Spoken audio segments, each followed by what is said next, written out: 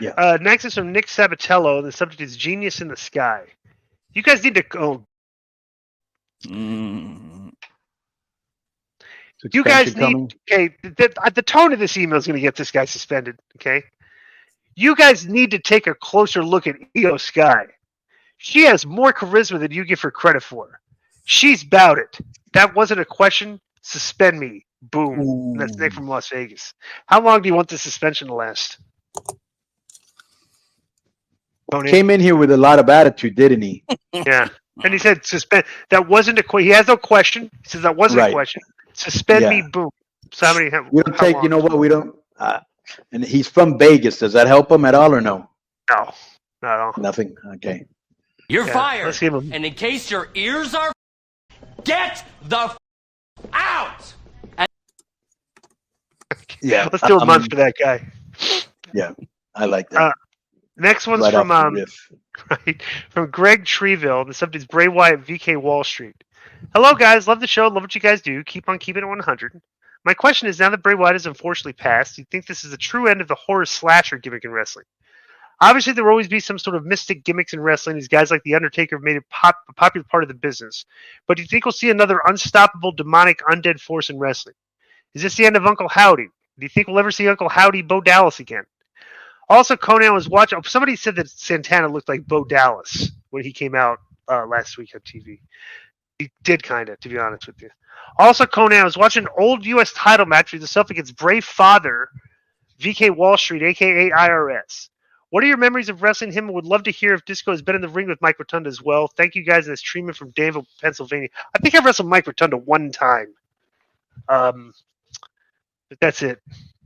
You know. And I don't think we'll see the anything like. I don't know if we'll see a. I mean, wrestling can still have a supernatural type gimmick, you know, if it's done correctly. But you know, I don't think we'll see one for a while. Any comments? I had to let the painters out of the house.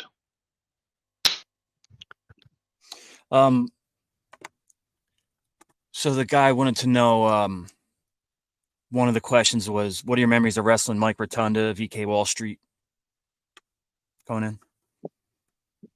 He was a very quiet guy when I was around him. Very nice guy.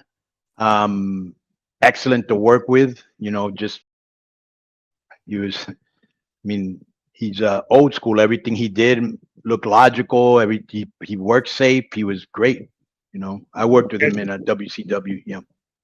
And do either of you guys? I need 5 more minutes. I need 5 minutes. Hang on. So no worries. All right. We're back recording. Next one is from Daddy Mac. Daddy Mac Daddy. Subject is Edge AEW. Greetings, Conan, Disco, and Joe. My question is about Edge possibly going to AEW. How much of a possibility do you guys think it is that it'll wind up getting paid more than WWE has, and he ends up signing? How would you book him if you went down to AEW? And would you call him and tell me why Corner isn't the perfect name? Possibly book him against my boy Daddy Magic, his first match. P.S. I hear Conan talk about the Commander hate, and I think it stems from Jim Cornette calling him unbearable and hating on him for every match he's in. While I don't really listen to Cornette, I will say he's taking an hour to balance on the ropes before he does every move is annoying, and the fact that he still has trouble landing some of the moves flush and has no character gimmick isn't helping him. Commander or what? Of what? Thanks as always. Keep up the great work, Daddy Mac Daddy.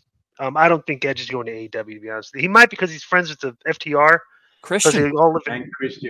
And Christian. They all live in he lives in Asheville with those guys. And he trained.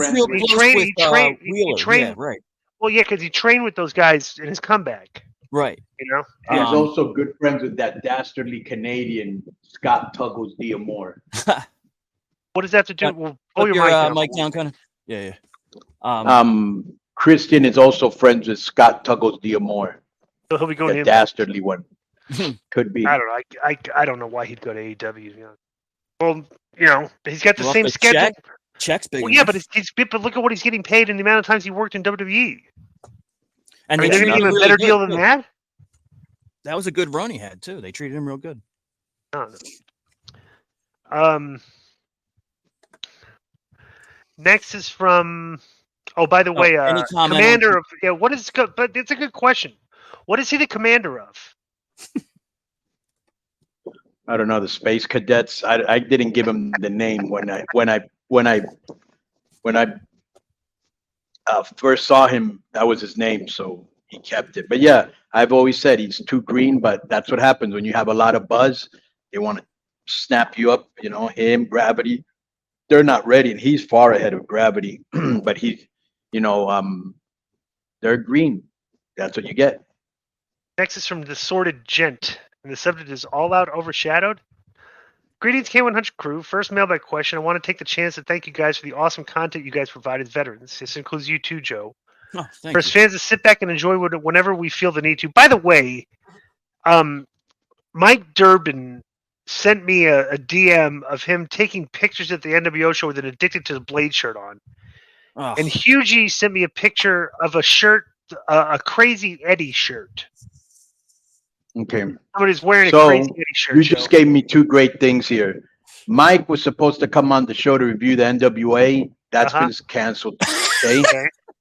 And Hughley, he's at 54,000. I'm kicking it up to 60. Good, All right. good call. Good call. Yeah. All right. The next Greetings K100 crew. First mailbag question. I want to take the chance to thank you. Did you like how I laid down the law real quick like DI? They're good laws. That was Thank you guys for the awesome content you guys provide as veterans. This includes you too, Joe, for us fans to sit back and enjoy whenever we feel the need. Now, straight to the point. All in London being one of AEW's biggest shows and wrestling's biggest heists. I mean, let's face it, they sold so many tickets without announcing a card, totally putting the fans in a position of investment when it comes to risking their money like that. And then, not to mention, All Out in Chicago being a week after with only 2 matches announced as of this email. My question is, do you believe All Out is overshadowed by the success and intention of All In? And because of this, shouldn't Tony be worried about low ticket sales and pay-per-view buys for this? Much love. First of all, the one thing about the All In, that London show, they announced the attendance of 81,000 and change. You can look at clips of Tyson Fury versus Dillian White, and it's 94,000 people there. It looks way more packed than that. Like there were scatterings of it was a massive crowd, right? But I'd be hard pressed to think that was 80,000 people. Just I don't know. It's I want to know what the when we talked about. I want to know what the number of people through the turnstile was because they were selling. Hasn't that been out yet by your boys Feeney, Watson, and Eric or what?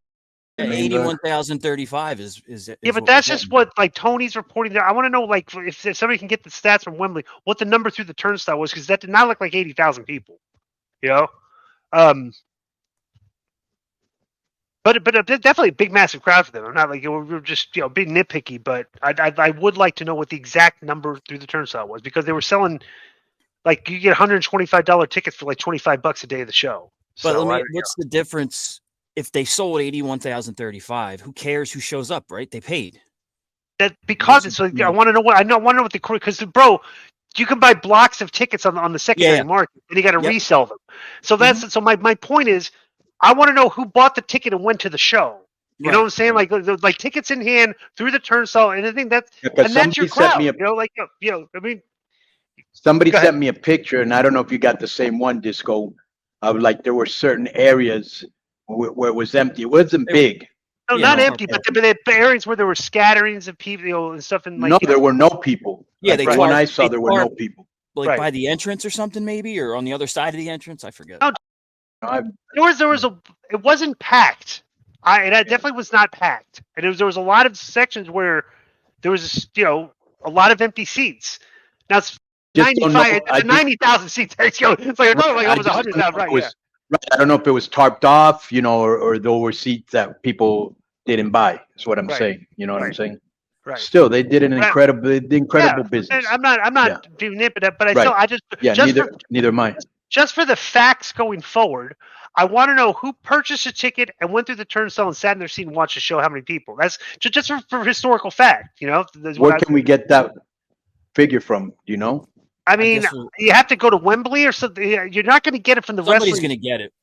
Well, yeah, maybe Brandon Thurston might get it. So we'll put my thumb on John Paz to get it for us. So. Okay, all right, see if you can find that out. So but yeah, they got all they got All In coming up this week. And what's the buzz? What matches like they kick Punk off? Yeah. What are the matches for All In? All Out. Right. No, what's next week? All Out or All? What was the show? All Out or All Out? Yeah. All Out's This is coming. All In. Okay, All Out's coming. Well, so there's no matches. The show's next week. Orange Cassidy versus John Moxley for the International Championship. If Cassidy wins on Dynamite, Bro, these and fans. it looks like Takeshita versus Omega. Luchasaurus versus Darby Allin, Statlander versus Soho, and Miro versus Powerhouse Hobbs announced. So who's the world champion fighting? There is currently no world championship matches scheduled.